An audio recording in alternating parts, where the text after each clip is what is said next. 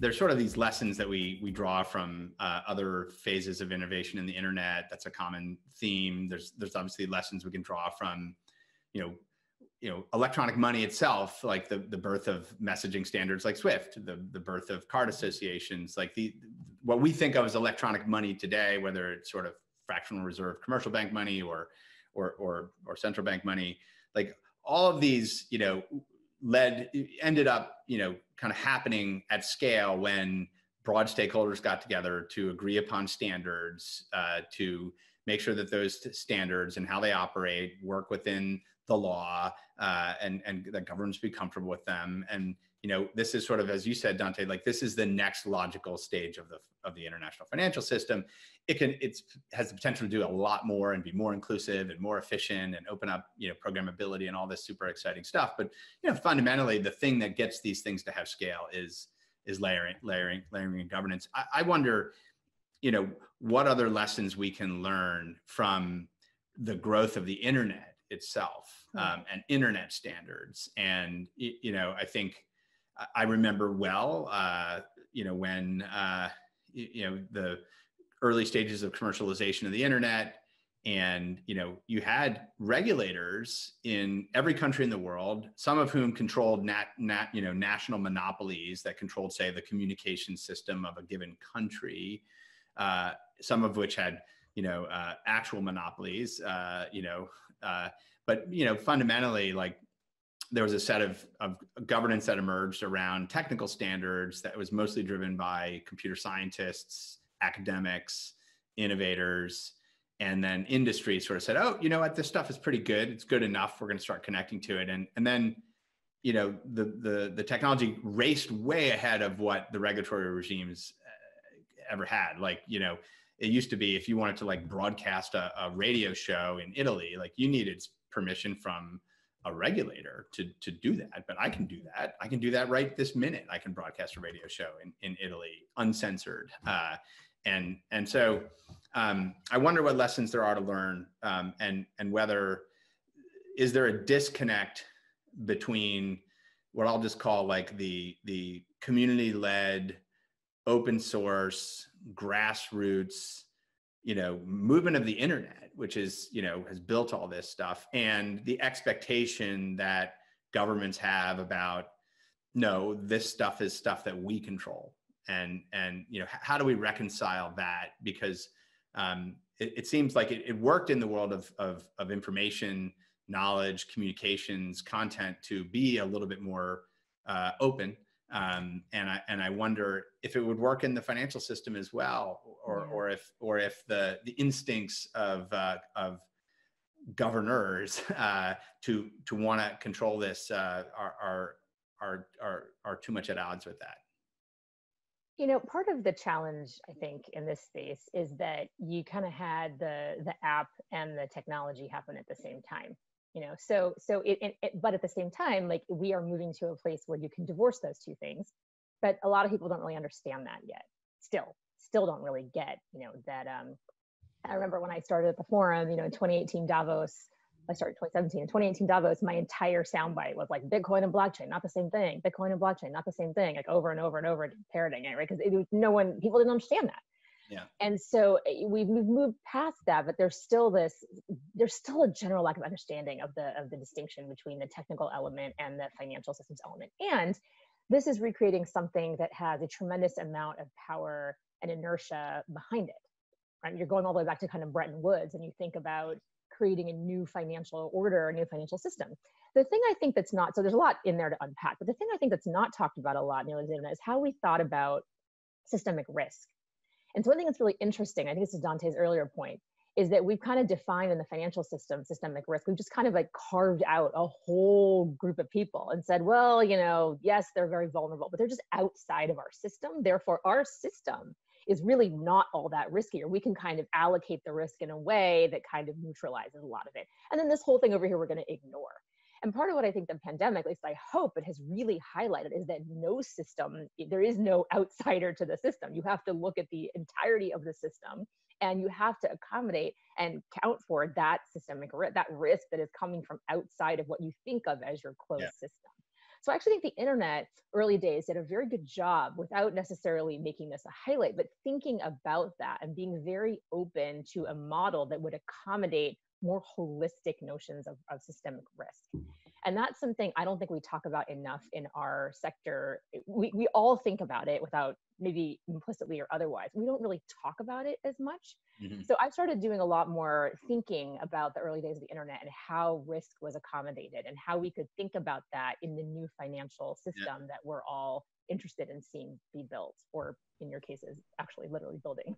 Building. So, yeah. Well, and the key is optionality, right? So if as it happens, risk is my cup of tea. I serve on FEMA's National Advisory Council, lose sleep over risk every day, all the time. And when you think about it, the one area of literally the entire global economy that performed well in the middle of the pandemic that sent the entire world on a work from home excursion, those so fortunate to have the ability to work from home, and it withstood the load, right? It withstood the load of entire economies being permanently working from home, and that kind of bandwidth capability and that resilience, inherent resilience in the design.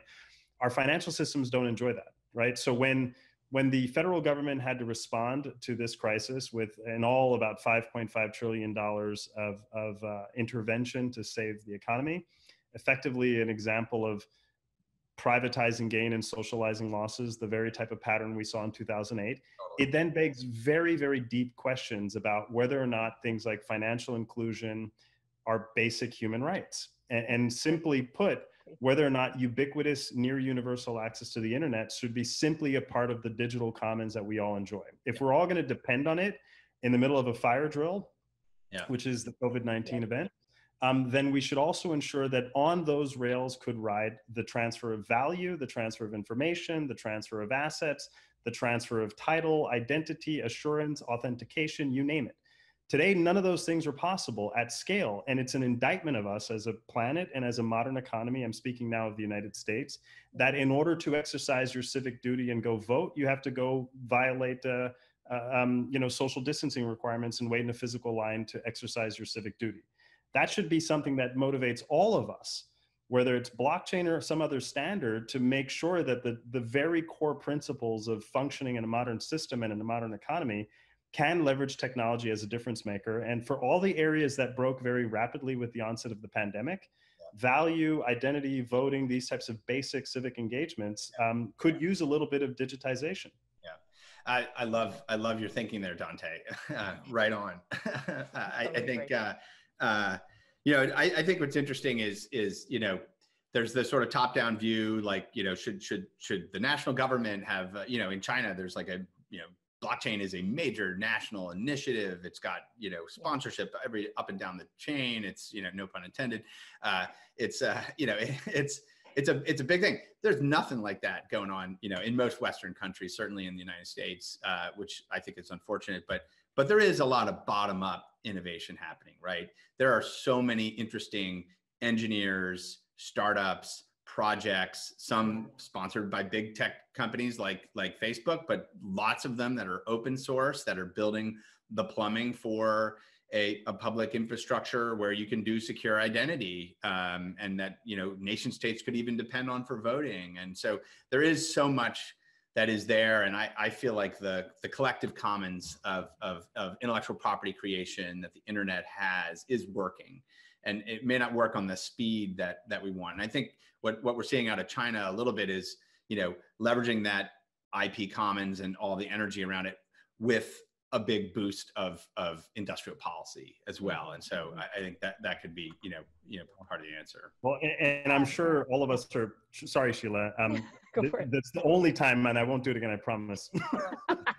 I'm sure we're all tracking, right? We're all tracking with great interest. The way Chris Giancarlo, likens this as a digital space race, sort of an equivalent. I'm not in the vein of a zero-sum kind of person. I don't think we have to win at anybody's expense. And I think any one of these projects would benefit enormously from a very vibrant and innovative, thriving private sector. And what you see here, and this is why, again, I'm back to the great work that the Digital Currency Governance Consortium is trying to do, and the WEF is such a uniquely placed entity to build those bridges, is that you do want, and I think all of us would want, to have the public sector have oversight over monetary policy and the creation of money. If a stable coin is nothing better than if imitation is the sincerest form of flattery, then a good US dollar-backed stable coin is trying to mirror the underlying economic soundness and preconditions of the US dollar. But the creation of the dollar and the management of public policy and monetary sovereignty is a public sector activity. But the rails on how that type of value are delivered should and ought to include anything from a SWIFT transfer to an ACH to an EFT to an option based on blockchain and stablecoins. It's a better, more resilient system than one that is only riding on one or two cylinders from an economic value point of view. So it's not zero sum. I want you to succeed, and I want everybody else in this sector to have a chance at success. Right now, that success is being hindered by a lot of red tape, a lot of fear, and a lot of apprehension in the public sector that these types of risks or projects become systemic or they destabilize the system. And a lot of that sort of early branding problem the space had is kind of lingering with all of us. But I think there's a new era here where we can get it right and also get to innovate at scale. This gets to the public-private dimension here, Sheila. I know that's fundamental to the web platform. Yeah, maybe you could talk a little bit about. Yeah, absolutely.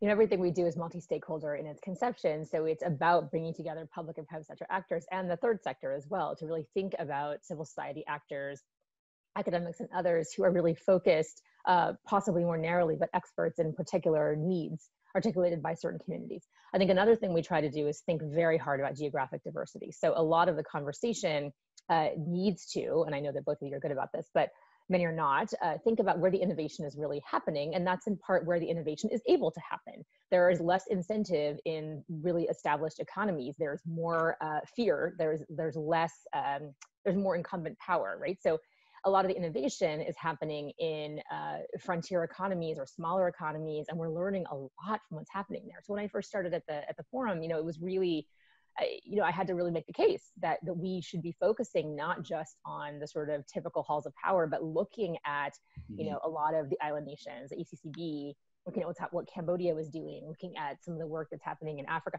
like all over the continent, by the way, right? Not just in Kenya, not just in what they were doing, kind of coming down in a draconian manner, or Ghana or Nigeria, but really looking across some of these economies to see what are the opportunities that we may be with a Western mindset blind to, and bringing those communities together. So our CBDC project actually started off with a goal, the only goal was community building. It was to say, we know which banks are talking to each other and which aren't. It's a huge miss. And we have the convening power and ability to say, you need to listen to these guys over here or these people over here and do some education about what is actually possible with this technology. And in that case, it was really starting off with a focus on blockchain, but then moving into an examination more of CBDC offerings. Now, to the point about the kind of one ring to rule them all, we are fervently opposed to that view. I don't think it makes any sense. It doesn't make any sense, strictly from the standpoint, if you even thought about it, if there was one CBDC, one stablecoin, and one crypto, there'd still be three, so, and they have very different needs. But it just doesn't make any sense because, as you know, Dante, depending on what you kind of choose to put in your basket or what you choose to be backed by, you're basically adopting to some extent a certain set of values, and I think that we have to be very mindful of what those values are, not just from a literal economic power, kind of really from a signaling perspective as well. I think that's also really important. And so while I agree with you, that it's really important to think about stability, particularly in the environment that we're in now more than maybe ever, as we're getting economic fissures and challenges that we haven't really seen before, well, at least, in our lifetime. I think that it's really important to think about that as well. And to think about, one thing we're interested in doing is thinking about almost like ethnographic type studies of money, right? And how the cultural values around money translate into policy, and how making that more visible can enable us to kind of almost cherry pick some of those values and norms and put them into other issuances without having to adopt an unstable currency. So there are things like this, I think, are really going to be quite fruitful and interesting to explore.